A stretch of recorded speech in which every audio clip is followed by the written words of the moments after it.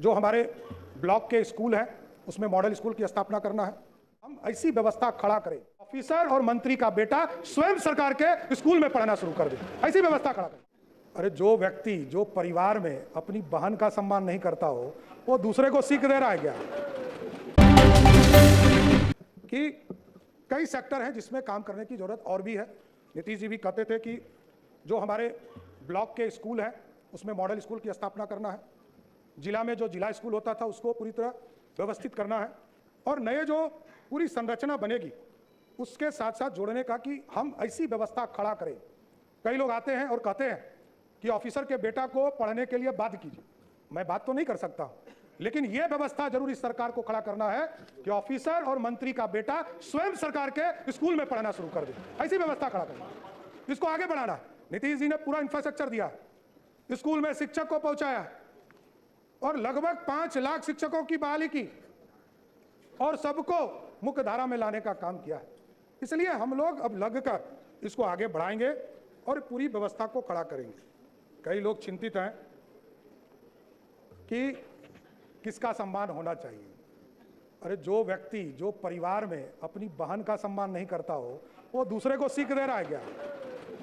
पूरा देश जानता है, कोई हमको नहीं बताने की जरूरत, लेकिन पूरा देश और दुनिया जानता है। देखिए, जब भी मैं बार बार कहता हूं व्यक्तिगत हमला करिएगा तो व्यक्तिगत सुनना पड़ेगा। कभी भी व्यक्तिगत का जगह नहीं है। यह लोकतंत्र की धरती है, लोकतंत्र का मंदिर है। मैं जानता हूं, मैंने लालू प्रसाद जी के साथ भी काम किया है, मैं जानता हूं बड़े नेता हैं, इसमें कहीं दो मत नहीं। लेकिन यदि वो सिर्फ अपने लिए नहीं जीते रहते तो ये सब लोग उनके साथ ही खड़े होते।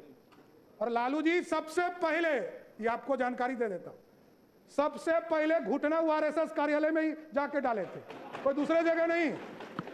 33 विधायकों का समर्थन चाहिए था, सरकार ही नहीं बनती, हरदी ही नहीं लगता, मुख्यमंत्री ही नहीं बनते।